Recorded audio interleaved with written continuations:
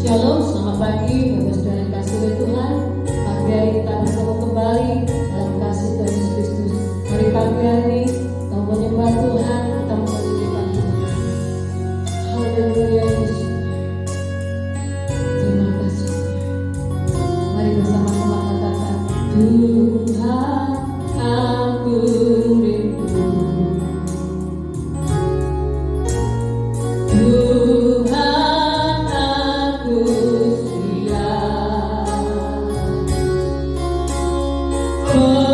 penuhi aku dengan roh-Mu.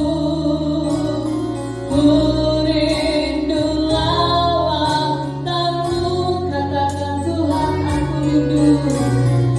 Tuhan aku rindu. Tuhan aku siap, penuhi aku dengan roh-Mu. Ku rindu lawatan-Mu. Ku rindu Kau hadir di sini saat ini, Yesus. Ku rindukan Roh-Mu mengurapi saat ini. Tuhan katakan, Tuhan aku rindu. Haleluya. Tuhan aku rindu. Tuhan aku siap, penuhi aku dengan roh-Mu. Ku rindu lawatan-Mu, ku rindu Kau, ku rindu Kau hadir di sini saat ini, Yesus.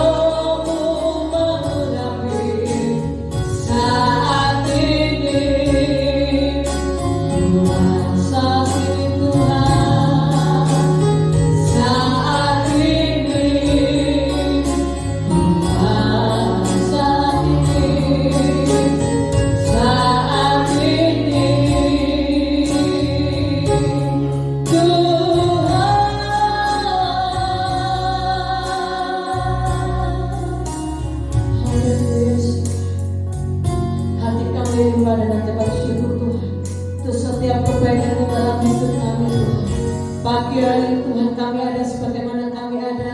Terus malah kasih dan anugerah-Mu dalam hidup kami. Sehingga pagi hari ini Tuhan kami berlimpah di tempat ini. Dalam itu kami muji dan muliakan nama-Mu. Mari Tuhan bertata Engkau di atas setiap pujian penyembahan kami. Dan berikan kami roh sukacita-Mu pagi hari ini. Agar kami menaikkan setiap pujian penyembahan kami dengan penuh sukacita. Dan kami rindu Tuhan memberi yang terbaik buat Engkau lewat setiap pujian penyembahan kami. Terima kasih Tuhan, terima kasih. Kami letakkan Tuhan ibadah pagi hari ini, mulai awal tangan hingga pada akhirnya, kami letakkan semuanya ke dalam tangan-Mu. Kami mulai kami ibadah pagi hari ini hanya di dalam nama Yesus Kristus yang siap nama Tuhan bersama dengan saya katakan amin. Haleluya. Bagaimana kabar Bapak Saudara hari ini? Hidup sehat, tetap semangat, diberkati Tuhan. Amin. Nah, yang percaya bahwa hari ini kita penuh dengan ucapan syukur. Amin. Mari kita bersuka cita dalam Tuhan. Haleluya. Haleluya.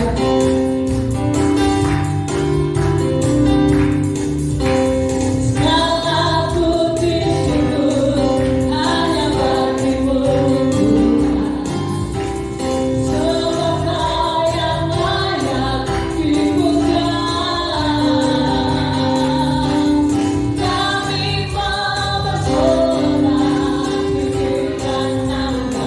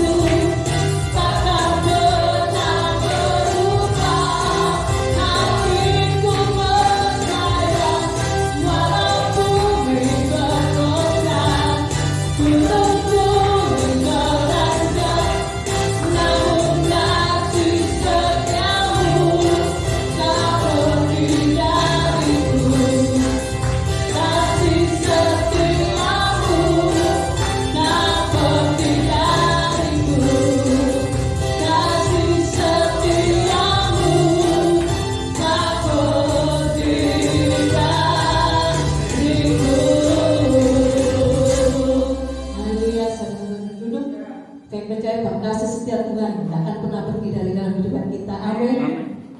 Mari kita buka hati kita dan nikmati firman Tuhan. Haleluya.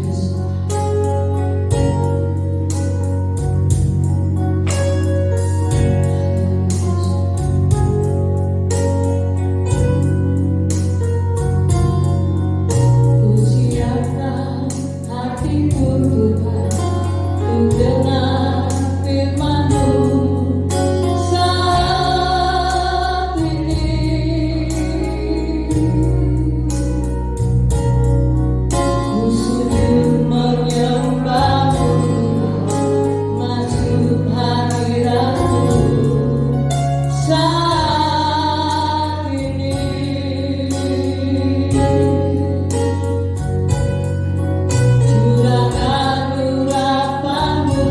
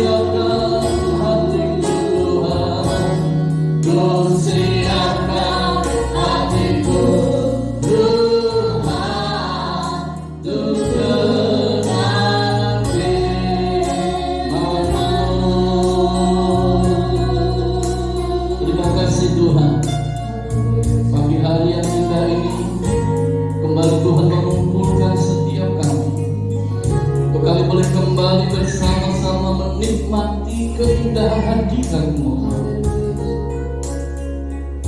Kami sudah memuji Engkau, kami sudah menyembah Engkau.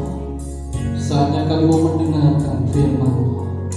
Hati kami siap untuk dibentuk, hati kami siap untuk menerima setiap firman-Mu. Karena firman-Mu itu Tuhan yang akan menjadi terang dan penolong dalam hidup kami. Di dalam nama Yesus, urapi hamba-Mu, urapi kami semua. Dalam nama Tuhan Yesus, kami sudah berdoa. Haleluya. Amin. Silakan duduk. Bapak Ibu yang dikasihi oleh Tuhan, Shalom. Shalom juga bagi Bapak Ibu Saudara yang menyaksikan video ini di rumah. Saya ingin percaya kita semua pasti diberkati Tuhan. Katakan amin. Nah, Bapak Ibu yang dikasihi oleh Tuhan, pagi hari ini saya ingin menyampaikan satu kebenaran firman Allah tentang berjalan mengikuti jejak kaki Yesus. Saudara, berjalan mengikuti jejak kaki Yesus itu adalah panggilan bagi kita orang yang percaya agar dapat hidup sama seperti Yesus. Katakan amin. Jadi Tuhan ini ingin agar setiap kita semua orang yang percaya kepada Dia, yang sudah ditebus oleh darah Kristus, Tuhan mau dalam hidup ini, saudara, kita ini hidup sama seperti Yesus hidup. Pak, ukurannya kok begitu sangat, standarnya kok begitu sangat hebat? Ya, karena kita ini adalah orang-orang yang sudah diciptakan oleh Tuhan menjadi ciptaan yang baru. Katakan amin. Sebagai umat yang menjadi ciptaan yang baru di dalam Kristus, kita sudah sepatutnya hidup kita pun harus sama seperti Kristus. Apakah bisa, Pak, kita ini hidup sama seperti Yesus? Saya mau mengatakan, semua orang yang sudah menjadi ciptaan yang baru, dia pasti bisa untuk hidup seperti Yesus. Katakan amin. Kenapa? Karena kita mengatakan bahwa setiap perintah-perintah Tuhan itu tidak berat. Yang menjadi berat itu karena kita sendiri yang berpikir itu berat. Yang membatasi kita sendiri sehingga kita tidak mampu hidup seperti Yesus. Firman Tuhan berkata dalam 1 Petrus 2:21, sebab untuk itulah kamu dipanggil, karena Kristus pun telah menderita untuk kamu dan telah meninggalkan teladan bagimu, supaya kamu mengikuti jejaknya.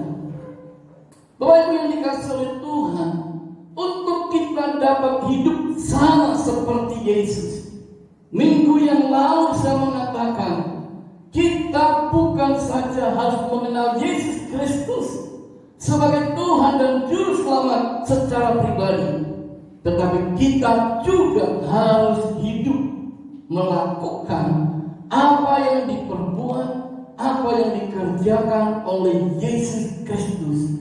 Itulah dimana kita sebagai orang yang sudah ditebus dan menjadi ciptaan yang baru, kita harus hidup mengikuti setiap jejak-jejaknya. Katakan amin. Nah, saudara yang kasih dalam Tuhan, pertanyaannya sekarang, apakah jejak-jejak kaki Yesus yang harus kita ikuti, yang harus kita teladani sebagai orang yang sudah diselamatkan, sebagai orang yang sudah menjadi ciptaan yang baru di dalam Kristus? Yang pertama, saudara, jejak dari kaki Yesus yang harus kita teladani dan kita ikuti adalah di mana Yesus selalu melakukan kehendak Bapanya. Ingat pada waktu Yesus berdoa di Taman Getsemani, Yesus berkata, "Ya Bapakku, jikalau Engkau mau, ambillah cawan ini daripadaku, tetapi bukanlah kehendakku, melainkan kehendak-Mu lah yang terjadi." Itu berarti Bapak Ibu yang dikasihi oleh Tuhan, Yesus mau melakukan apa yang kehendak Bapaknya lebih daripada kehendak dirinya sendiri. Dan kita semua tahu bahwa kehendak Bapa atas hidup Yesus pada waktu itu adalah di mana Yesus harus disalibkan dan mati. Untuk apa? Menebus dosa setiap umat manusia. Bapak Ibu yang dikasihi oleh Tuhan, karena itu kalau kita membaca dalam Yohanes 4 ayat 34, kata Yesus kepada mereka, makananku ialah melakukan kehendak Dia yang mengutus aku dan menyelesaikan pekerjaannya. Bapak Ibu yang dikasihi oleh Tuhan, untuk dapat melakukan kehendak Bapaknya, Yesus harus mengorbankan dirinya. Dia harus melakukan sekalipun itu tidak enak. Kenapa? Karena Yesus harus melewati yang namanya penderitaan untuk sampai ke salib. Kita mengerti bahwa ketika Yesus selesai berdoa di Taman Getsemani, datanglah Yudas bersama dengan imam-imam kepala, ahli-ahli Taurat, orang-orang Farisi, dan tentara-tentara Romawi. Yesus ditangkap. Padahal kita semua tahu Yesus tidak melakukan yang namanya kesalahan di dalam kehidupannya. Tetapi pada waktu itu dia ditangkap. Lalu kita tahu semua bahwa dia akhirnya diadili. Dan bukan hanya itu saja, dia akhirnya dihukum, dicambuk. Bahkan dia memikul salib sampai ke Golgota. Sekalipun kita tahu dalam perjalanannya menuju Golgota, di jalan yang bernama Via Dolorosa, disitulah Yesus terjatuh, sehingga salibnya dipikul oleh seorang yang bernama Simon dari kiri. Tetapi kita tahu bahwa perjalanan Yesus mengalami penderitaan tidak sampai di situ.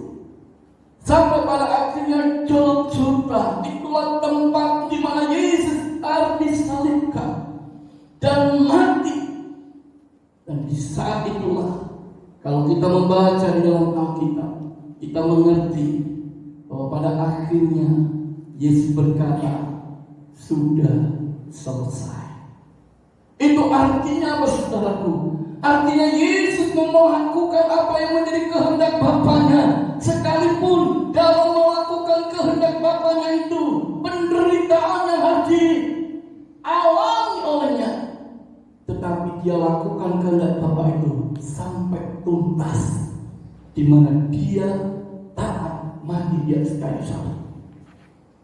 Saudaraku yang dikasihi oleh Tuhan, sebagai orang yang percaya, yang sudah menjadi ciptaan yang baru di dalam Kristus, kita pun juga harus hidup melakukan apa yang menjadi kehendak Tuhan bagi hidup kita. Katakan amin.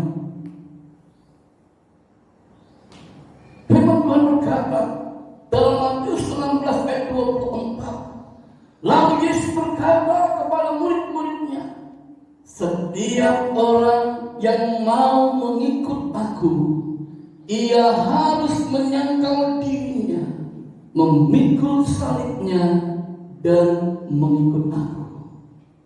Saudara, inilah kehendak Tuhan bagi hidup saya dan saudara. Inilah kehendak Tuhan bagi setiap orang yang sudah diselamatkan dan menjadi ciptaan yang baru di dalam Yesus. Yang pertama dikatakan, ia harus menyangkal diri. Artinya apa, saudara?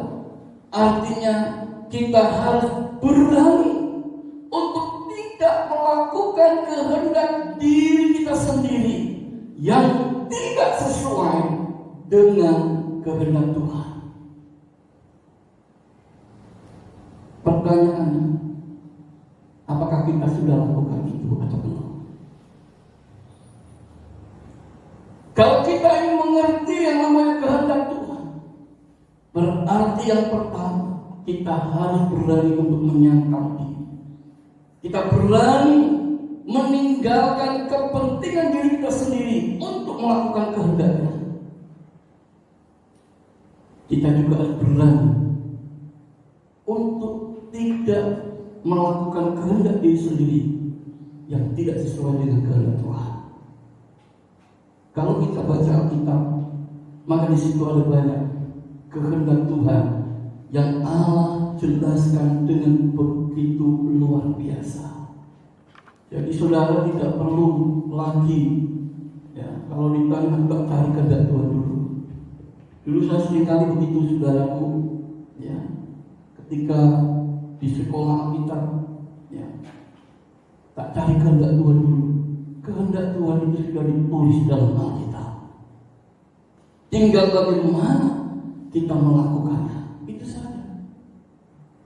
Banyak orang hari-hari ini berkata aku mau mencari kehendak Tuhan dengan cara apa?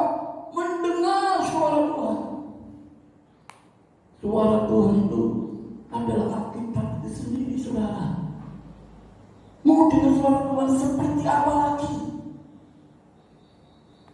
Kalau ada orang yang ngomong aku mendengar suara Tuhan seperti ini, sama katakan itu tidak ada saksinya, itu tidak akan kuat. Bisa-bisa itu bukan suara Tuhan, tapi itu suara hatimu.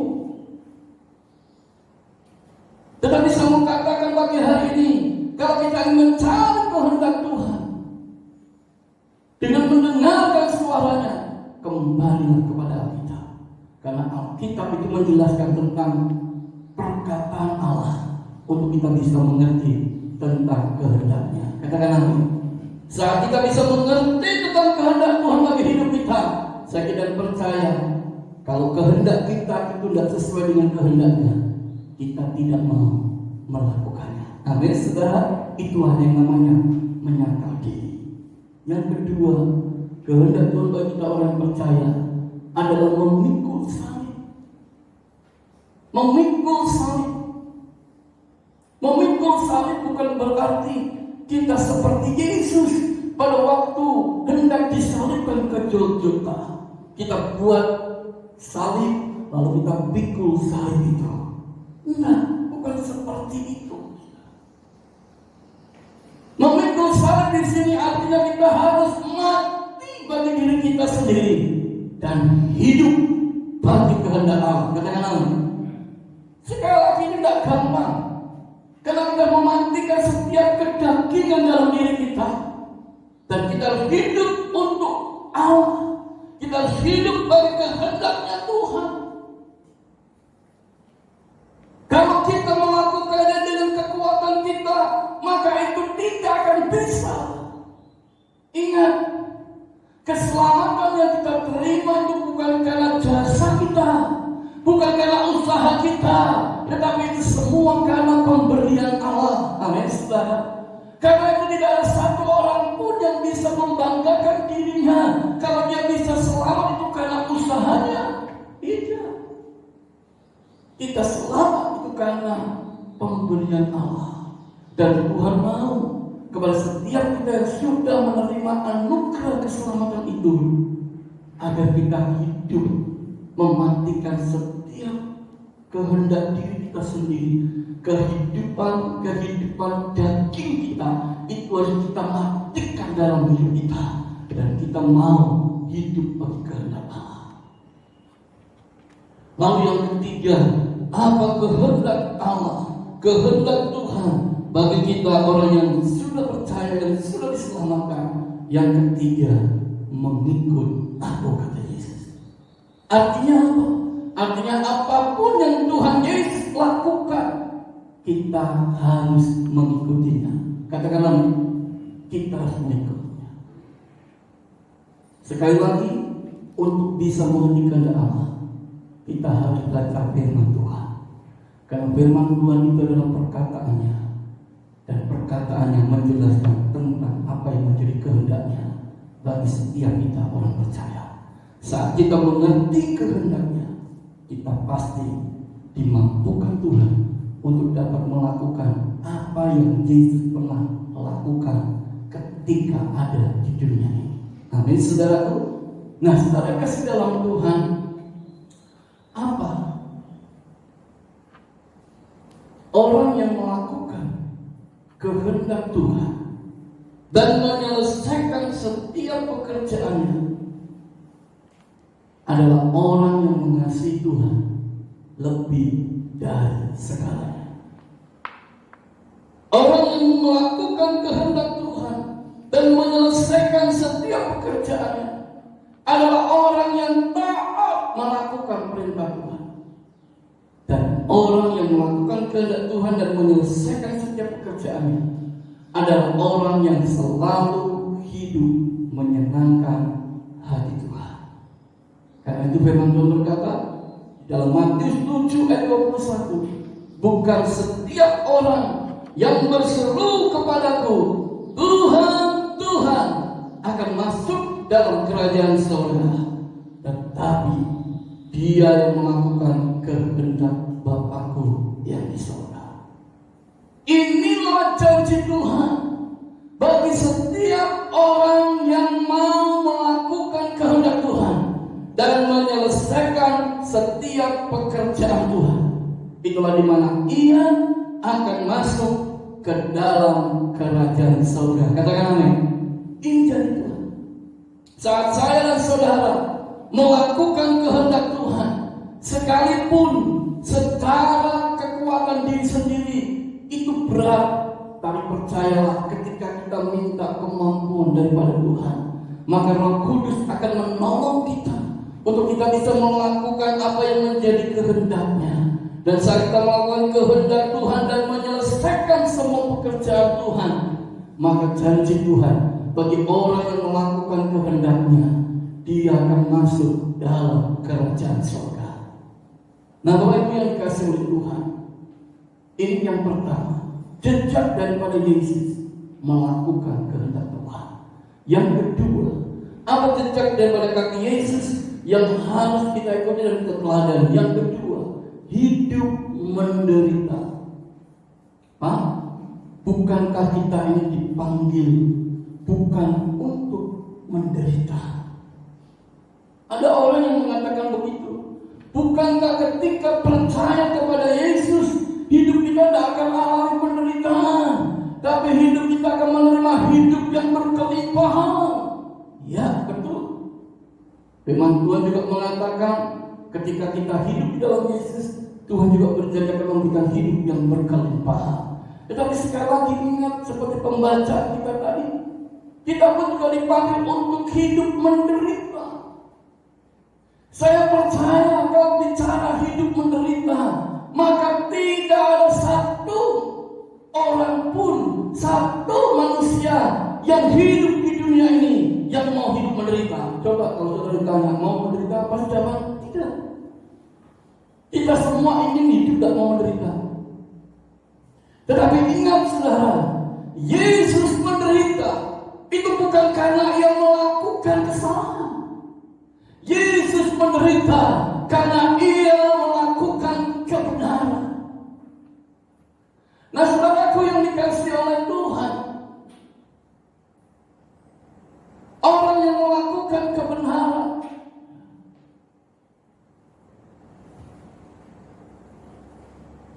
adalah orang yang tidak mudah menyerah, sekalipun itu sulit, sekalipun itu sukar, dia tidak mudah menyerah.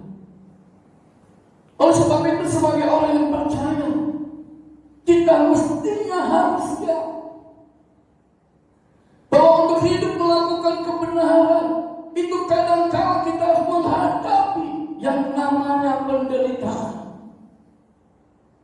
Pernahkah kita berpikir saat kita melakukan kebenaran, kadang-kadang ada orang yang memfitnah kita?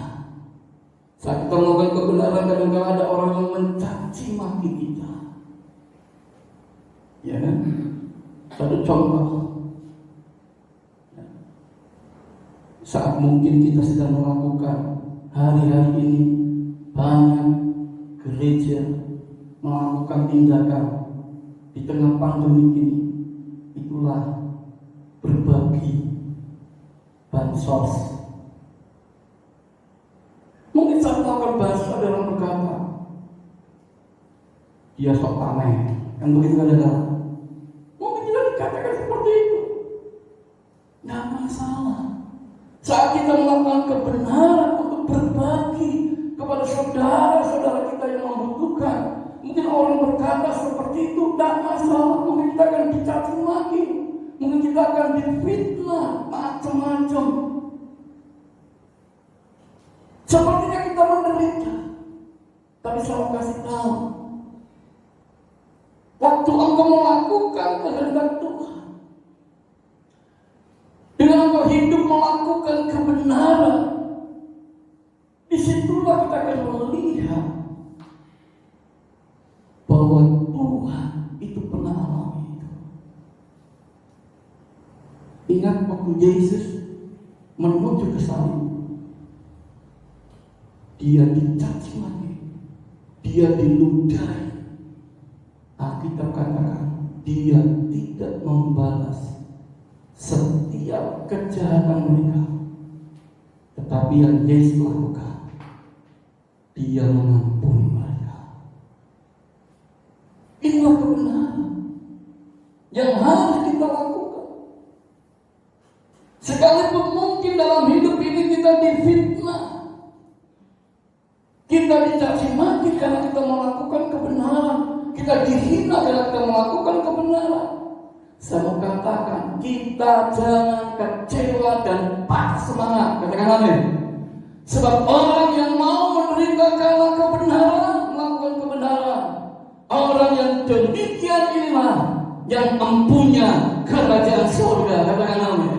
Firman Tuhan berkata dalam Matius 5 ayat yang ke-10, berbahagialah orang yang dianiaya oleh sebab kebenaran, karena mereka yang mempunyai kerajaan surga. Katakan amin. Bapak Ibu yang dikasihi oleh Tuhan, melalui firman Tuhan pagi hari ini, kembali saya ingin mengingatkan bahwa hanya orang yang mau mengikuti jejak langkah kaki Tuhan Yesus yang dapat mencapai jalan kehidupan yang kekal. Itulah di mana ia akan masuk ke dalam kerajaan surga. Untuk itu Bapak Ibu yang dikasihi oleh Tuhan, mari lakukan dalam hidup ini setiap kehendak Tuhan atas hidup kita. Lakukan apa yang menjadi panggilan hidup kita. Sekalipun untuk melakukan panggilan itu kita alami penderitaan, tapi ingat, ketika kita melakukannya, kita mau melakukannya untuk Yesus. Dan saat kita melakukannya untuk Yesus, saya percaya apa yang Tuhan janjikan, surga yang mulia, itu pasti menjadi bagian di dalam kehidupan kita. Mari mintalah selalu dalam kita melakukan kehendaknya, dalam kita mengikuti panggilannya, kita mau selalu minta agar Roh Kudus memegang setiap kehidupan kita. Kiranya firman Tuhan ini boleh menjadi berkat buat kita semua. Mari kita bangkit berdiri saudara. Kita ingin pujian, peganglah tanganku Roh Kudus setiap hari-hari. Terima kasih.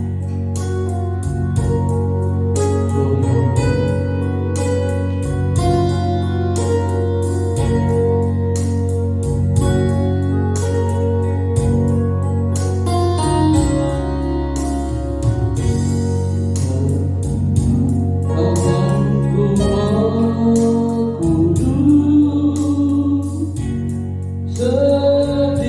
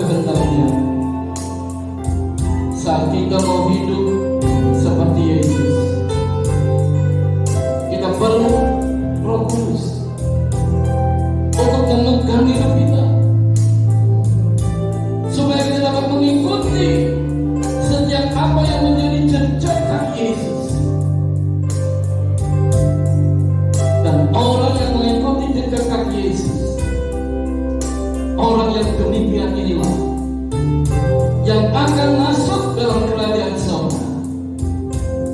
Oleh sebab itu Bapak Ibu yang kasih oleh Tuhan, mari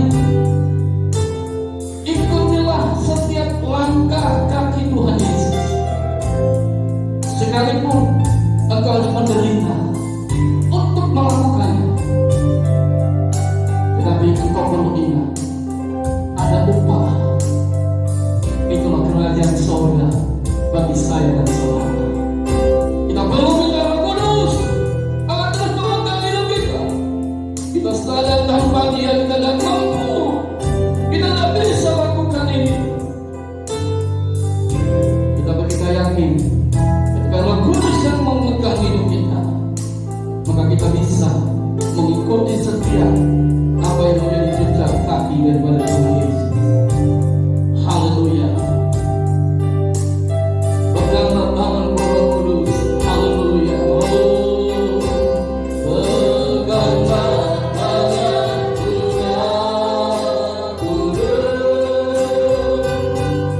Setiap